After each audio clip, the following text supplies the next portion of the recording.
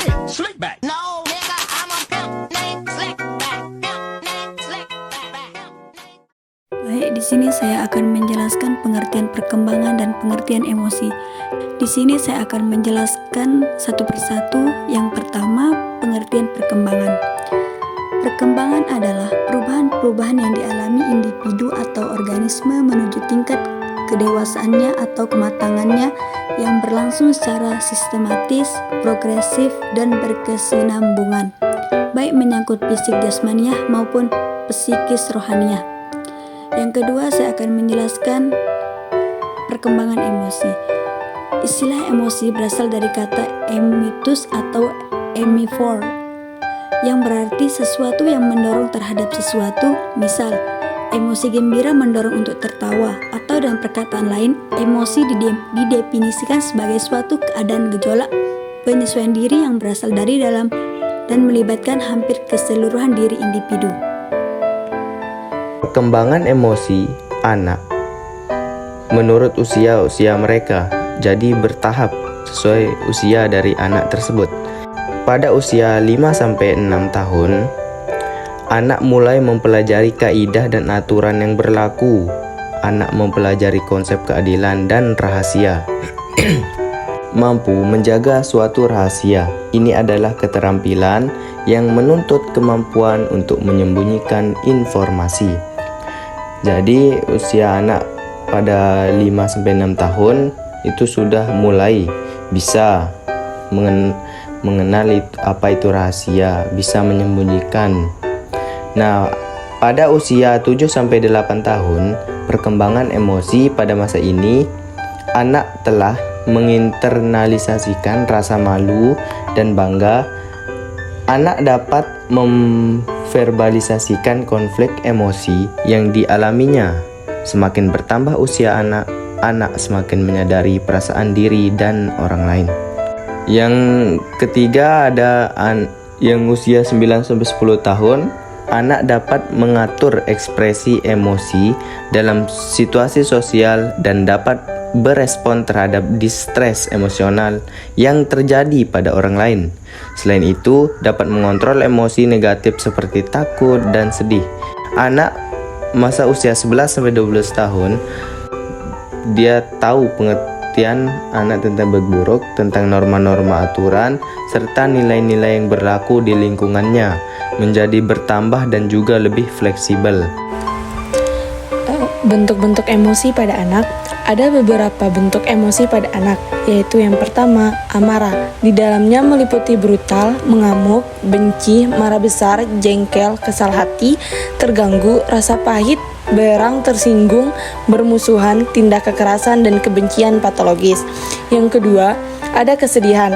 Di dalamnya meliputi pedih, sedih, muram, suram, melankolis, mengasihani diri, kesepian, ditolak, putus asa, dan depresi. Yang ketiga, ada rasa takut. Di dalamnya meliputi cemas, takut, gugup, khawatir, was-was, perasaan takut sekali, sedih, waspada, tidak tenang, ngeri, kecut, panik, dan fobia. Yang keempat, ada kenikmatan. Di dalamnya meliputi bahagia, gembira, ringan, puas, ringan, senang, terhibur, bangga, kenikmatan indrawi, takjub, terpesona, puas, rasa terpenuhi, girang, senang sekali, dan mania. Yang kelima, ada cinta. Di dalamnya meliputi penerimaan, persahabatan, kepercayaan, kebaikan hati, rasa dekat, bakti, hormat, kasmaran, dan kasih sayang. Dan yang keenam, ada terkejut. Di dalamnya meliputi terkesiap, takjub, dan terpana. Yang ketujuh, ada jengkel. Di dalamnya meliputi hina, jijik, muak, mual, benci, tidak suka, dan mau muntah. Yang kedelapan, yang terakhir, malu. Di dalamnya meliputi rasa bersalah, malu hati, kesal hati, menyesal, hina aib, dan hati hancur lebur. Sementara itu, ada dua jenis emosi, yaitu emosi positif dan emosi negatif. Emosi positif misalnya gembira, bahagia, sayang, cinta, dan berani. Sedangkan emosi negatif misalnya rasa benci, takut, marah, dan geram. Karakteristik perkembangan emosi pada anak. Karakteristik emosional pada anak usia sedini Umur 7-12 tahun adalah sebagai berikut. Yang pertama, anak mulai mengembangkan rasa percaya diri, bertanggung jawab, dan kemandirian. Mereka juga mulai menunjukkan minat dan bakat tertentu yang dapat dikembangkan lebih lanjut. Yang kedua, anak mulai memahami konsep adil, rahasia, dan norma sosial. Mereka juga mulai mengenal perasaan malu, bangga, cemburu, dan simpati. Mereka dapat mengekspresikan perasaan mereka dengan lebih baik. Yang ketiga, anak mulai membentuk hubungan persahabatan yang lebih erat dan stabil. Mereka juga mulai bergabung dengan kelompok-kelompok yang memiliki kesamaan minat, hobi, atau jenis kelamin. Mereka dapat berbagi, bekerja sama, dan menyelesaikan konflik dengan teman-temannya. Yang keempat, anak mulai mengembangkan identitas diri dan harga diri yang positif. Mereka juga mulai membandingkan diri mereka dengan orang lain dan mengevaluasi kelebihan dan kekurangan diri mereka. Mereka dapat menerima kritik dan pujian dengan Perkembangan emosional pada anak sekolah dasar. Perkembangan emosional pada anak sekolah dasar adalah aspek yang penting dalam mempengaruhi kesejahteraan dan kesehatan mental mereka dalam mengendalikan dan mengatur emosional mereka. Ada beberapa faktor yang dapat mempengaruhi. Yang pertama, faktor genetik, kedua lingkungan, ketiga kecerdasan, keempat kesehatan. Faktor genetik ini berasal dari keturunan orang tua atau keluarga mereka yang berhubungan dengan emosional. Yang kedua, faktor lingkungan yaitu anak yang tumbuh di lingkungan yang baik, aman, akan mengembangkan emosional yang positif. Sedangkan anak yang tumbuh di lingkungan yang keras, tidak aman, tidak nyaman, akan rentan mengalami emosional yang negatif. Faktor kesehatan fisik dan mental mereka juga akan mempengaruhi emosional mereka. Faktor kecerdasan, tingkat kecerdasan baik intelektual maupun emosional akan mempengaruhi emosional mereka. Kami telah melakukan observasi tentang perkembangan emosional pada anak usia sekolah.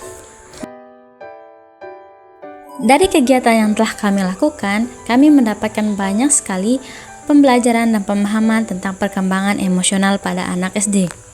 Salah satu perkembangan negatif yang kami temukan ialah perkembangan emosi seorang anak kelas 6 SD yang tidak bisa kami sebutkan namanya, yang mengalami tingkat emosi yang lumayan tinggi. Tingkat emosi yang kami maksud di sini ialah anak laki-laki tersebut jika sedang marah, maka akan sulit untuk menenangkannya. Semisalnya, jika anak tersebut kesal dengan temannya, maka ia akan berhenti mengamuk jika sudah dapat melakukan kontak fisik. Ada beberapa faktor yang menyebabkan anak mengalami hal seperti ini.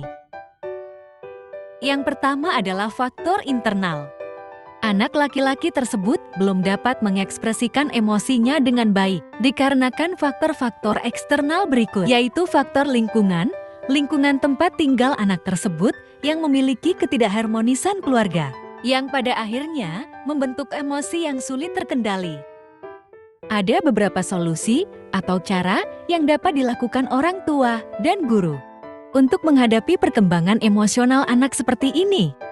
Yang pertama adalah mengajarkan anak tentang perasaan. Orang tua dapat mengajarkan anak untuk mengenali perasaan mereka dengan kata-kata seperti marah, sedih, bahagia, dan takut. Yang kedua, menciptakan termometer amarah. Ketiga, mengajari anak mengelola amarah. Keempat, tidak menuruti kemauan anak.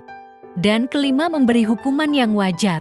Perilaku buruk yang dilakukan anak juga bisa diberikan hukuman atau konsekuensi. Namun, berikan hukuman yang wajar dengan tujuan agar anak disiplin dan bertindak lebih baik.